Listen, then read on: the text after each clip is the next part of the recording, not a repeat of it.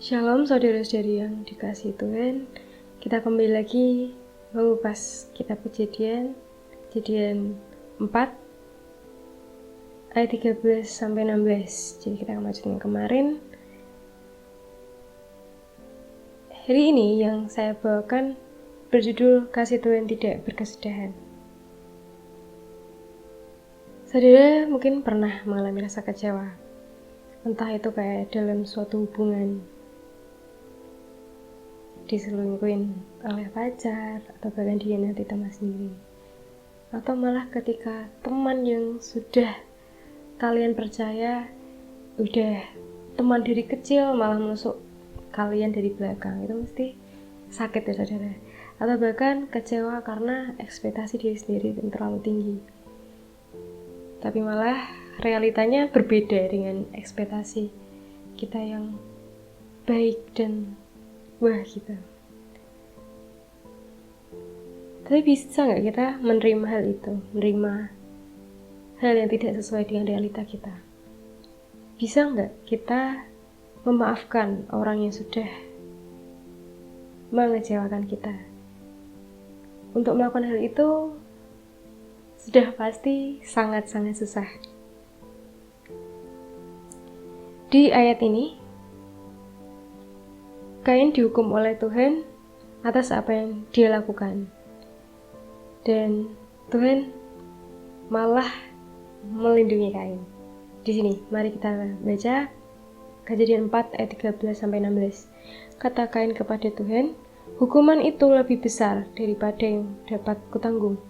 Engkau menghalau aku sekarang dari tanah ini, dan aku akan tersembunyi dari hadapanmu, seorang pelarian dan pengembara di bumi. Maka barang siapa yang akan bertemu dengan aku, tentulah membunuh aku." Firman Tuhan kepadanya, "Sekali-kali tidak. Barang siapa yang membunuh Kain, akan dibalaskan kepadanya 7 kali lipat." Kemudian Tuhan menaruh tanda pada Kain, supaya ia jangan dibunuh oleh barang siapapun yang bertemu dengan dia. Lalu Kain pergi dari hadapan Tuhan, dan ia menetap di tanah Nod di sebelah timur Eden. Di sini Tuhan baik sekali saudara.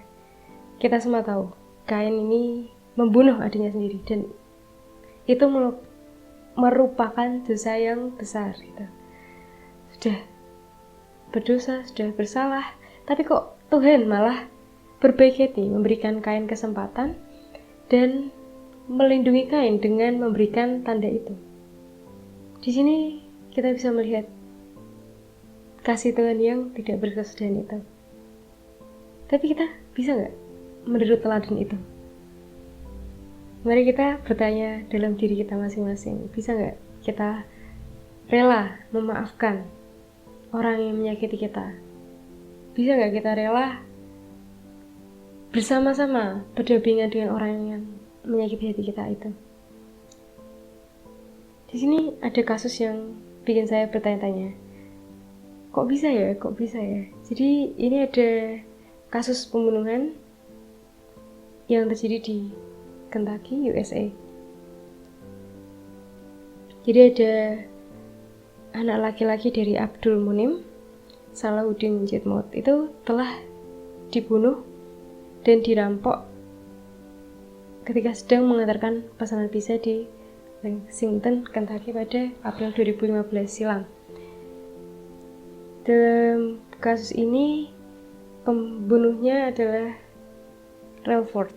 Jadi dia kenakan hukuman penjara selama 31 tahun gitu. Tapi seorang ayah dari sang korban, yaitu Abdul Munim ini, berkata kepada Trey Alexander Relford gitu, "Dalam hal ini pintu taubat masih terbuka, jadi dekatkan diri Anda dengannya.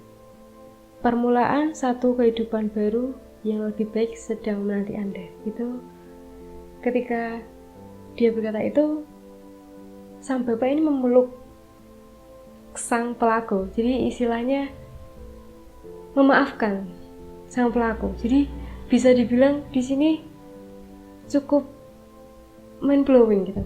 seorang ayah korban gitu, kita bisa membayangkan jika ada yang menyakiti saudara kita sekalipun, menyakiti orang yang kita sayang sekalipun, mesti rasanya amarah itu kan ada gitu, mesti rasa nggak rela karena sudah menyakiti orang yang kita sayang gitu.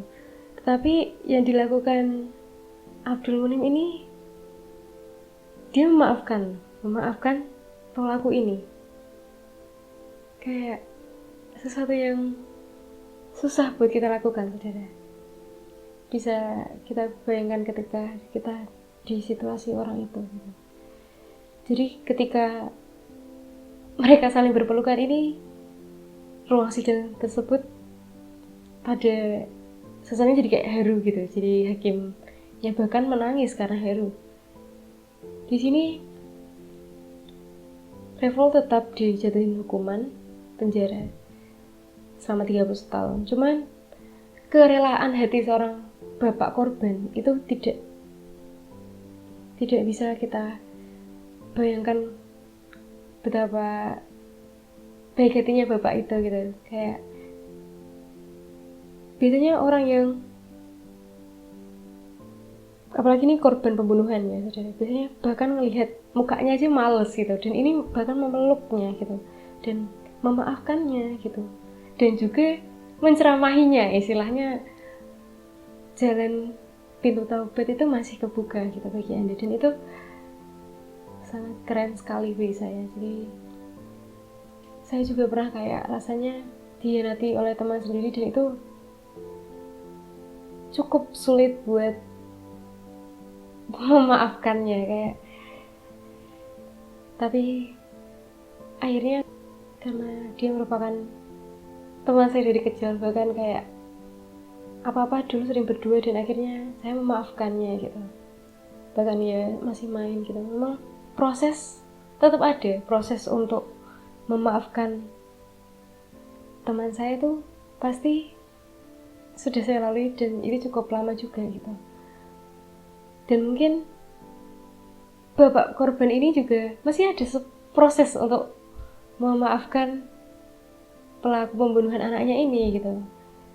Dan saya juga percaya bahwa saudara pasti mempunyai pergumulan sendiri ketika disakiti atau bahkan dikecewakan sama orang gitu. Saya nggak menyuruh Anda kayak langsung maafkan orang, itu masih ya bisa dibilang memang mustahil dan susah untuk dilakukan. Cuman alami proses itu, alami pembaruan hati, percaya bahwa Tuhan itu baik kok sama saudara gitu. Ketika kita melakukan kesalahan sama Tuhan, juga Tuhan mengampuni kita gitu saudara. Kita juga mungkin melakukan hal yang kesalahan yang kita tidak sengaja lakukan, tapi dosa itu dimaafkan loh sama Tuhan. Seperti Kain yang membunuh adiknya sendiri, dan Tuhan malah memberi dia kesempatan gitu. Seperti kita juga, kita diberi kesempatan hidup oleh Tuhan. Kita kan sebagai makhluk yang berdosa, kita dipulihkan Tuhan, dan bahkan Tuhan juga mati di kayu salib juga demi kita gitu saudara. Jadi marilah kita juga mengasihi sesama kita. Marilah kita seperti kasih Tuhan yang tidak berkesudahan itu, kita coba menerapkan dalam hidup kita sehari-hari gitu. Hiduplah berdampingan dengan baik dan sesama Anda. Hiduplah dengan berusaha sekuat mungkin tidak menyakiti orang, dan berusaha semaksimal mungkin memaafkan orang yang melakukan kesalahan pada kita.